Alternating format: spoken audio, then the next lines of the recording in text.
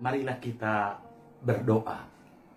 Damai sejahtera yang melampaui segala akal, yang datangnya daripada Kristus Yesus Tuhan kita, kiranya menyertai hati, pikiran, perasaan, dan seluruh hidup saudara di saat mendengarkan sabdanya hari ini.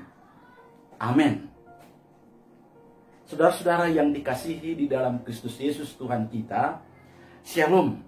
Firman Tuhan untuk kita hari ini diambil dari Matius 27 ayat 1 sampai 10 dengan tema manusia tidak untuk diperjualbelikan. Shalom.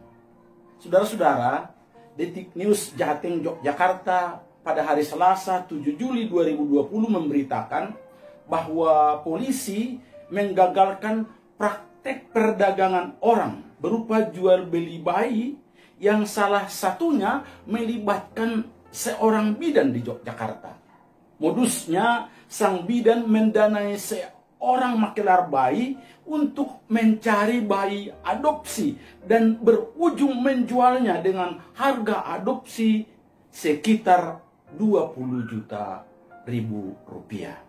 Saudaraku yang dikasihi di dalam Kristus Yesus, memang benar perdagangan manusia adalah kejahatan yang mengeksploitasi perempuan, anak-anak, dan laki-laki untuk berbagai tujuan termasuk kerja paksa dan seks.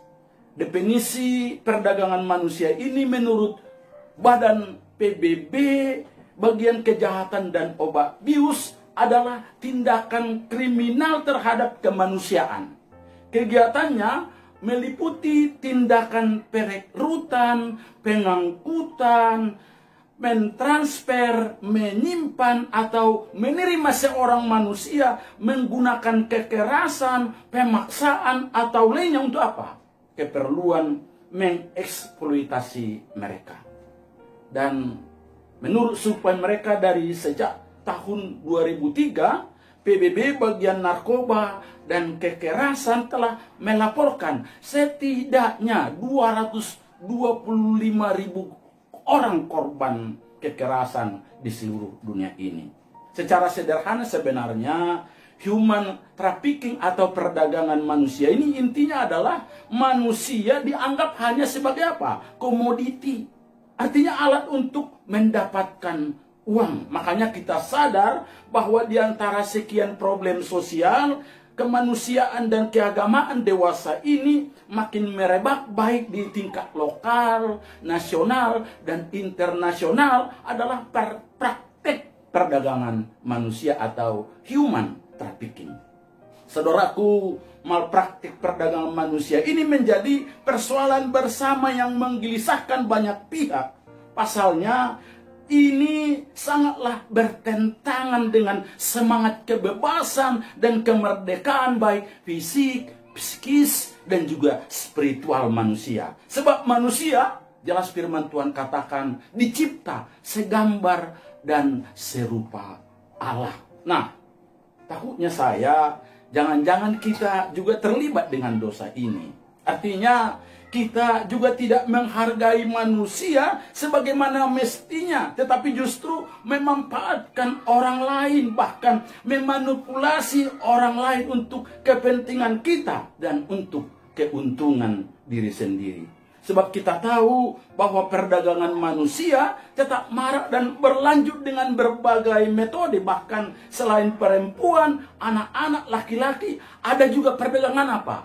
Organ tubuh manusia dengan alasan kesehatan seperti ginjal, mata, jantung, hati, dan lain-lain. Dan itu ada di sekitar kita, ada di lingkungan kita, ada di negara kita Indonesia ini, karena negara kita ini juga termasuk negara yang rawan dengan perdagangan manusia. Saudara-saudara, di tengah situasi yang demikian inilah, pada minggu ini kita diajak firman Tuhan untuk merenungkan dan menyuarakan stop perdagangan manusia dengan tema manusia tidak untuk diperjualbelikan. Yang pertama, saudara, dekat, dipercaya, justru si pengkhianat atau penjual manusia. Sekali lagi, dekat, dipercaya, justru si pengkhianat, penjual manusia. Saudaraku di dalam Kristus Yesus Tuhan kita, jika kita mendengar nama Yudas, jika kita melihat membaca nama Yudas Iskariot, kita langsung mengingat beliau ini adalah apa? Si Judas pengkhianat atau si Judas penggelap uang.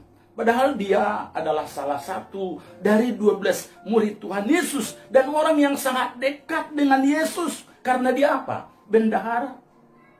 Saudara tahu bahwa dalam organisasi, bendahara adalah salah satu BPH, Badan Pekerja Harian dari organisasi. Dan posisi bendahara ini sangat strategis.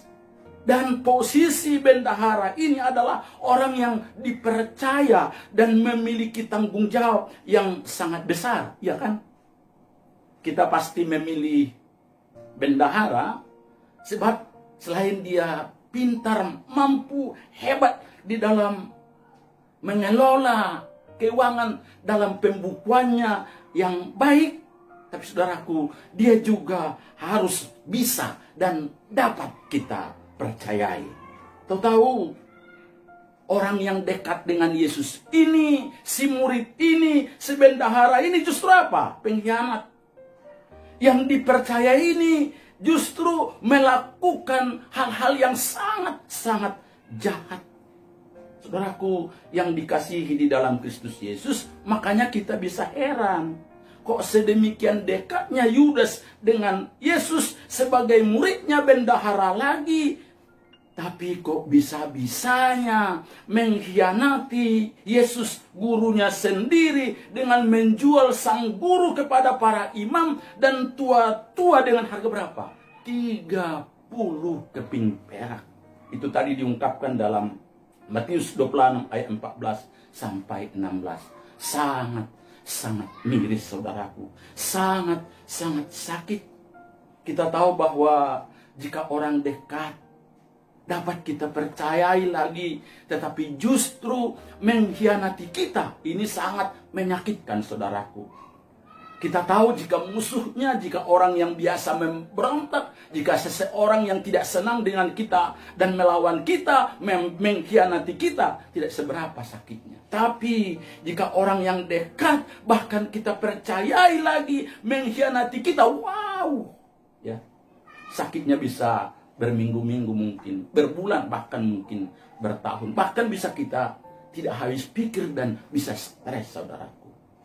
Padahal saya percaya ya, seharusnya dan sepatutnya lah Yudas bersyukur dan bertanggung jawab atas kepercayaan yang luar biasa ini. Dengan penuh integritas mengelola uang. Dan saya percaya jika dia melakukannya, dia menjadi apa? Teladan, contoh yang hebat bagi banyak bendahara gereja, bendahara organisasi kekristenan. Tapi justru saudaraku, dia memanfaatkan kepercayaan itu untuk membuat kejahatan besar untuk keuntungan pribadinya. Dia justru mencuri uang yang dipercayakan kepadanya. Posisinya sebagai murid Yesus dan bendahara yang terhormat, berkelakuan sangat memalukan, si pencuri.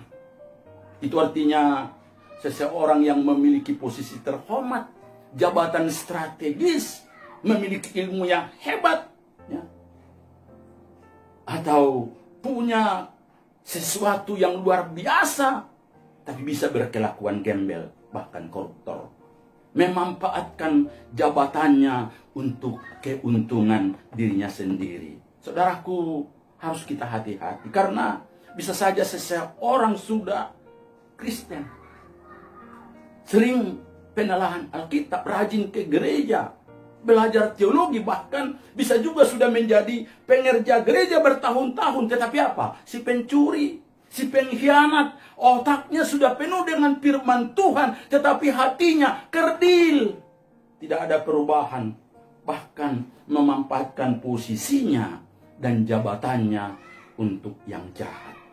Hal itu terjadi, saudaraku, karena nilai seseorang, nilai moral seseorang, etika seseorang tidak ditentukan apa? Posisinya, namanya, jabatannya terhormat, ilmu pengetahuan yang hebat. Makanya ini si Yudas bisa disebut murid si brengsek, bendahara si brengsek. Hati-hati saudaraku, supaya Anda juga tidak disebut si brengsek, si pencuri, atau si pedagang manusia. Yang kedua saudaraku, memperalat orang lain untuk kepentingan diri sendiri. Sekali lagi, memperalat orang lain untuk kepentingan diri sendiri. Kejahatan Yudas ini semakin meningkat saudaraku. Tadinya dia hanya memperalat kedekatannya dengan Yesus, posisinya, jabatannya sebagai bendahara untuk mencuri uang. Sekarang dia mau memperalat orang miskin untuk memperkaya dirinya sendiri.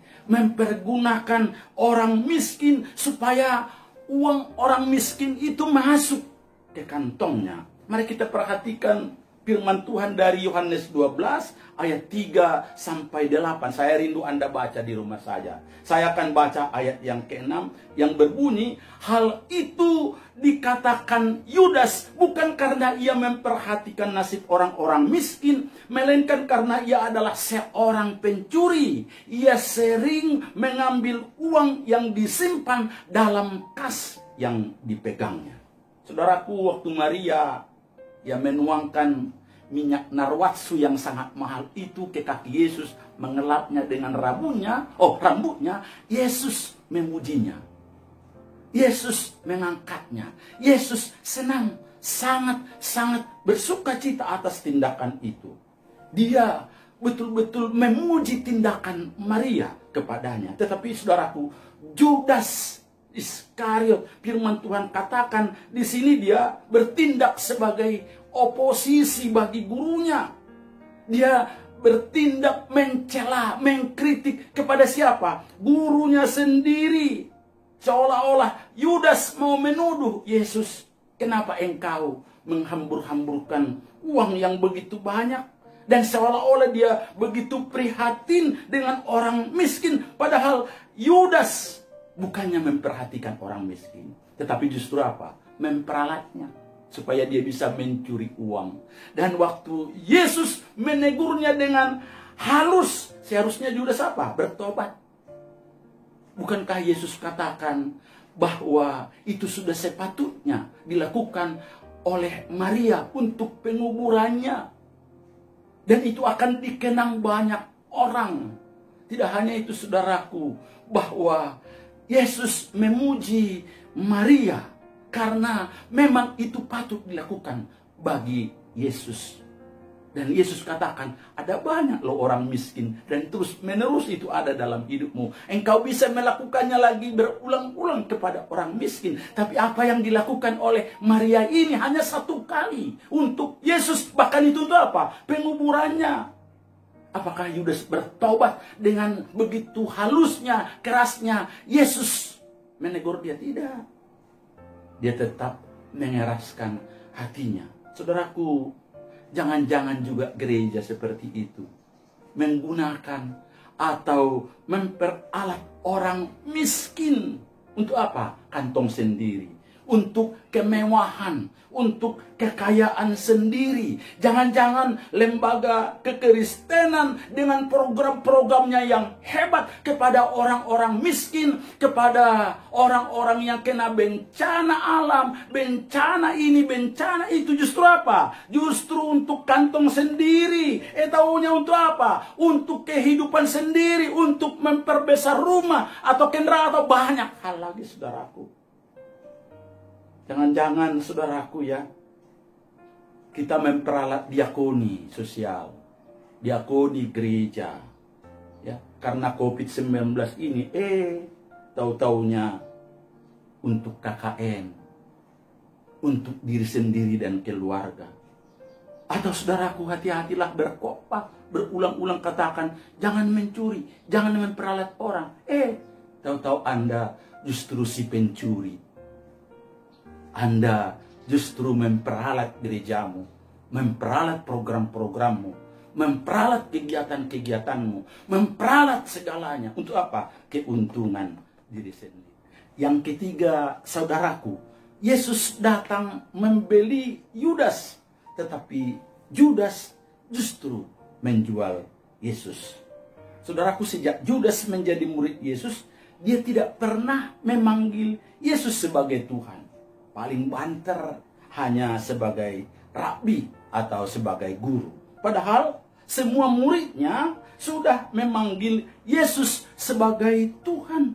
Dalam Matius pasal 26 ayat 21 berbunyi, dan ketika mereka sedang makan, ia berkata, aku berkata kepadamu sesungguhnya seorang di antara kamu akan menyerahkan aku. Ayat 22, dan dengan hati yang sangat sedih berkatalah mereka seorang demi seorang kepadanya. Artinya ke-11 murid itu berkata seorang demi seorang, bukan aku ya Tuhan. Saudara perhatikan, bukan aku ya Tuhan.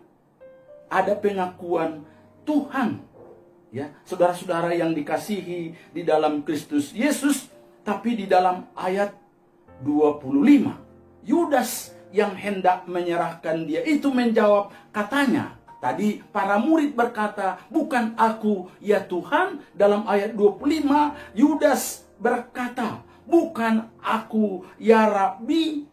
Kata Yesus kepadanya, engkau telah mengatakannya. Artinya Yudas hanya berkata apa? Rabi, guru. Kepada siapa? Kepada Yesus. Dan dalam ayat 26 firman Tuhan katakan, dan ketika mereka sedang makan, Yesus mengambil roti, mengucap berkat, memecah-mecahkannya, lalu memberikannya kepada murid-muridnya dan berkata, ambillah, makanlah, inilah tubuhku. Tapi dalam Yohanes 13 ayat 27, nanti Anda boleh baca dan berkata, dan sesudah Yudas menerima roti itu, ia kerasukan iblis. Sekali lagi, sesudah Yudas menerima roti itu, ia kerasukan iblis. Maka Yesus berkata kepadanya, apa yang hendak engkau perbuat, perbuatlah dengan segera.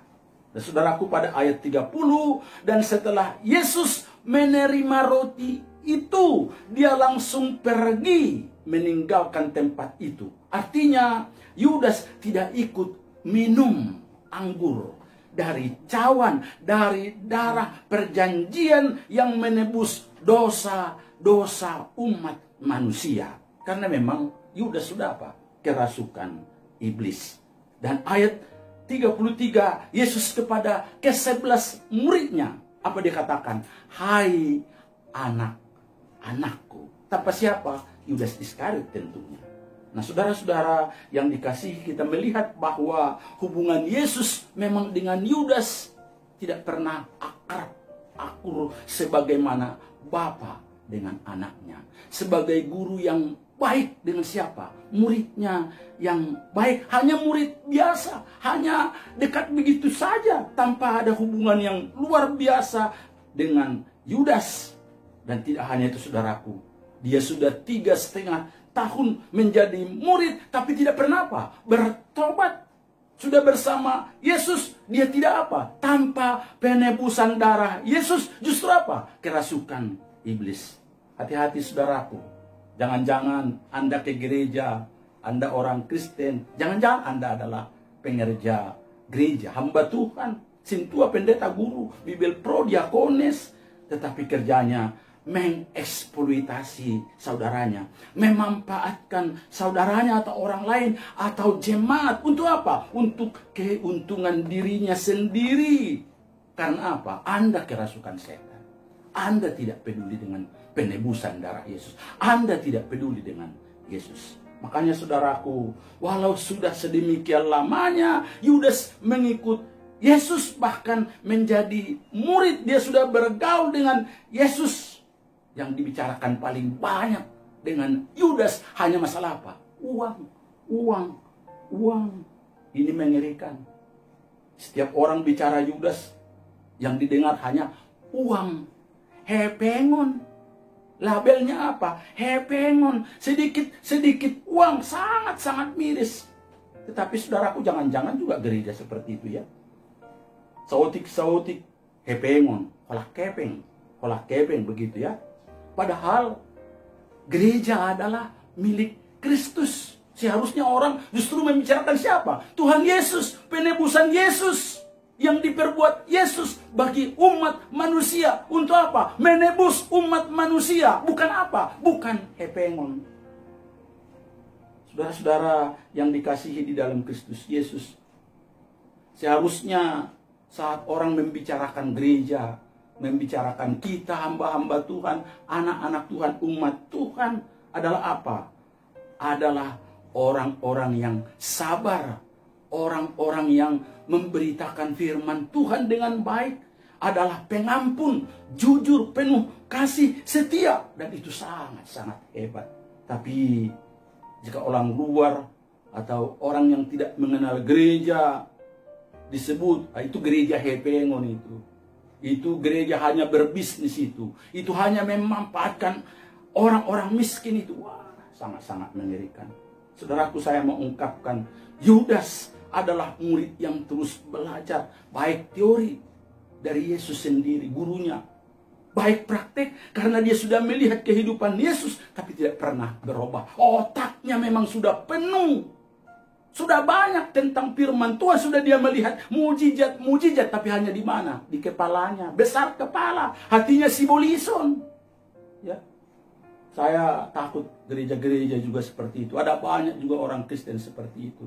Sudah belajar teologi, ya, belajar firman Tuhan, ikut ini, ikut itu, pelatihan ini, pelatihan itu, khotbah setiap hari jangan-jangan, tapi tidak pernah berubah. Hatinya tidak pernah berubah, sikap perilakunya tidak berubah, tidak ada perubahan mentalitas, tidak ada perubahan spiritualitasnya. Kejatuhannya hanya masalah apa? Uang, uang, uang. Dan puncaknya saudara lihat, Yudas sanggup menjual gurunya sendiri. Seharusnya seseorang yang sudah dipanggil Yesus, bahkan sudah dijadikan murid, seharusnya terus dalam proses perubahan hati, perubahan karakter, perubahan mental, etika kehidupannya. Tapi justru sebaliknya yang dilakukan Yudas. Dia semakin menggila, semakin menjauh dari Yesus. Makanya dia berani apa? Menawarkan Yesus dengan menjual Yesus seharga 30 keping perak. Yudas, saudaraku, tidak menjual aset yang diterima, yang telah ada padanya, tidak, tapi justru menjual si pemilik aset itu. Kenapa? Karena dia sudah dirusak iblis, sudah dirasuk iblis. Saudaraku, kita belajar lagi di sini bahwa orang yang dirasuk iblis, dirasuk setan, hantu, tidak harus kesurupan. Tidak. Tenang, biasa, bisa menjual.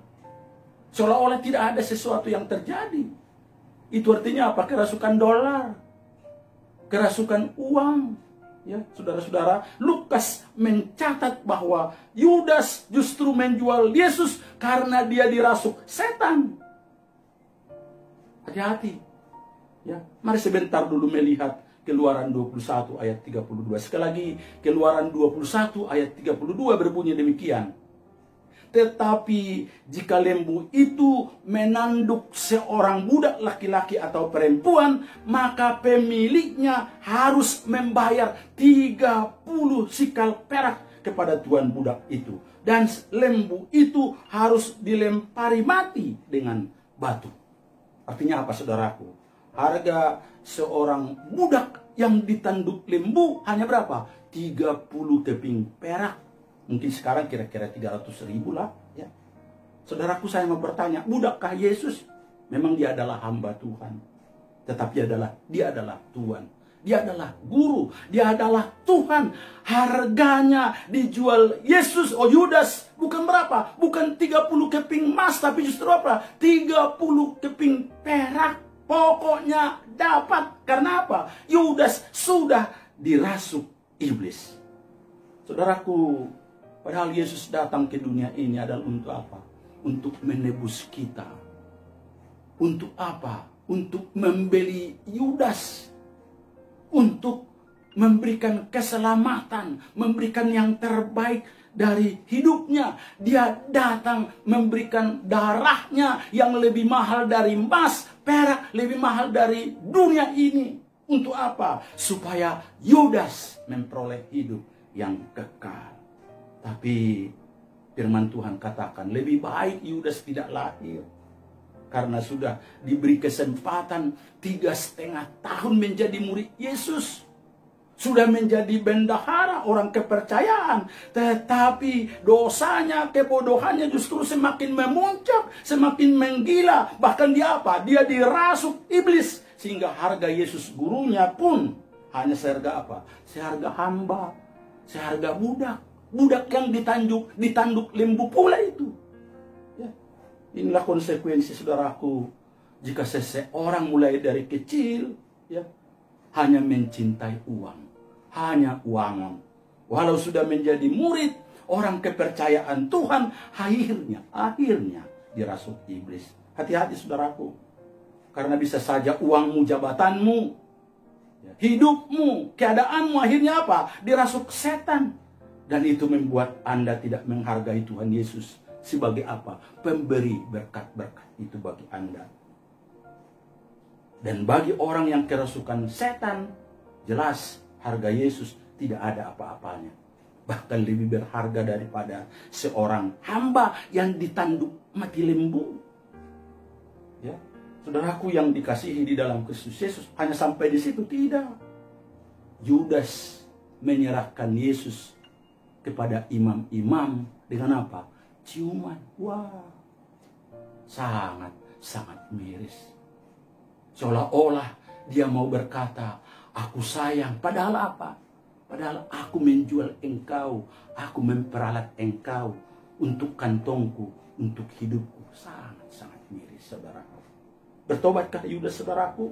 Dalam pembacaan kita tadi dikatakan, pada waktu Yudas yang menyerahkan, dia melihat bahwa Yesus telah dijatuhi hukuman mati. Menyesallah ia. Lalu ia mengembalikan uang yang 30 perak itu kepada imam-imam kepala dan tua-tua. Sayangnya, sekali lagi, sayangnya firman Tuhan katakan, Yudas hanya apa? Menyesal. Tanpa apa? Diteruskan langkah berikut apa? Bertobat. Justru dia apa? Menggantung dirinya, membunuh dirinya sampai mati. Inilah konsekuensi orang yang tidak bertobat. Saudaraku, kalau dia seperti Petrus yang mengkhianat, bahkan 3 kali mengkhianati Yesus, bertobat. Bahkan dia pernah juga dirasuk iblis, tapi bertobat. Petrus dipakai Tuhan secara luar biasa. Tetapi saudaraku, Yudas hanya menyesal dan tidak bertobat. Tidak ada pengampunan. Akibatnya apa? Uang yang didapat pun, sekali lagi, uang yang didapat pun, 30 uang keping perak itu pun, karena itu hasil dirasuk setan, itu hasil korupsi, itu hasil memanfaatkan orang lain. Justru apa? Tidak ada artinya, dibuang. Gantung diri lagi, ya, sangat bodoh. Saudaraku, Yudas tidak bisa menikmati hasil kejahatannya. Firman Tuhan katakan, dia justru bunuh diri. Uangnya terbuang sia-sia. Saudaraku, ini bisa terjadi sekarang ini. Gara-gara uang, harta, jabatan, nama yang tidak beres. Karena iblis, karena memanfaatkan orang lain. Karena human trafficking sesama manusia. Akibatnya apa? Keluarga hancur. Ya. Anak-anak berantem, berselisih, berpengadilan, hancur berantakan. Itulah sebabnya firman Tuhan katakan dalam 1 Timotius 6. Sekali lagi, dalam 1 Timotius 6 berbunyi, karena akar segala kejahatan ialah cinta uang. Sebab oleh memburu uanglah beberapa orang telah menyimpang dari iman dan menyiksa dirinya dengan berbagai-bagai duka. Dengan berbagai-bagai duka. Saudaraku, kita diingatkan cinta yang dipakai sini filia. Cinta bersahabat, bersekutu, menjadi hamba akan uang adalah apa? Akar segala kejahatan. Jangan, saudaraku, pernah sekali-sekali untuk mengikat dirimu dengan uang. dipersekutukan atau dipersatukan dengan uang. Karena itu akan menghancurkan. Kita sudah lihat si Judas. Dia tidak hanya cinta, tapi sudah menjadi budaknya uang dan hamba uang. Yesus datang kepadanya memberikan agape, cinta kasih yang begitu tulus, mau menebus, bahkan menjadikan dia orang kepercayaan supaya dia menjadi teladan bagi banyak orang. Sayang, ya, dia hanya membalas cinta kepada uang. Dia agape kepada uang, bertumbuh dengan uang, bukan kepada Yesus. Dia tidak pernah membalas cinta kasih Yesus. Justru dia apa? Dia makin menjauh dari Yesus. Dia makin dekat, makin bersekutu, bahkan menjadi hamba uang. Akibatnya saudaraku, 30 keping peraklah harga Yesus, gurunya, Tuhannya yang begitu mencintainya. Dan itu uang terbuang sia-sia. Saudaraku yang dikasihi di dalam Kristus Yesus, dosa human trafficking, perdagangan manusia, adalah dosa yang sangat mengerikan. Karena manusia dianggap hanya sebagai komoditi, alat untuk mendapatkan uang. Akibatnya saudaraku, walaupun kita beribadah, berdoa, menjadi orang Kristen, jika tidak ada pertobatan, perubahan hidup, walaupun kita berulang-ulang beribadah, dekat dengan Tuhan, bahkan mungkin dipercaya, jika tidak ada perubahan, kita semakin mencintai dunia, mencintai uang, mencintai segala kemewahan, kesenangan duniawi ini, kita akan sampai kepada puncaknya. Apa itu? Kerasukan setan. Dan tidak peduli, tidak mau menghargai Yesus. Marilah saudaraku bertobat dan berkata, stop human trafficking, perdagangan manusia. Jangan suka lagi pauto-otohon, ya, pauto-otohon jolma. Atau jangan lagi membuat diri membodoh-bodohi. Bagaimana supaya orang-orang ini menjadi apa? Keuntungan saya. Jangan. Yesus sudah datang menebusmu. Yesus sudah datang dengan harga yang mahal, membeli, menebus, membuat Anda sangat-sangat berharga. Begitu juga dengan saudaramu dan orang-orang sekitarmu. Hargai. Kalau tidak, nanti Anda puncaknya ya, kerasukan setan. Anak-anakmu nanti susah. Karena uang-uang seperti itu, ya, sebagaimana Yudas, terbuang percuma, sia-sia, tidak bermanfaat bagi anak-anakmu dan keturunanmu. Sekali lagi, Yesus telah membelimu dengan harga yang mahal. Dia telah menebus kita. Jangan pernah lagi menjual Yesus. Jangan. Hargai Yesus. Puji Yesus. Berikan yang terbaik bagi kerajaan Tuhan. Mau menolong, mau membuat, mau memberkati orang-orang miskin, orang-orang bodoh, orang-orang yang tidak berguna, supaya dia juga berharga, karena Yesus juga datang untuk apa? Menebusnya. Tuhan Yesus memberkati saudara. Amin.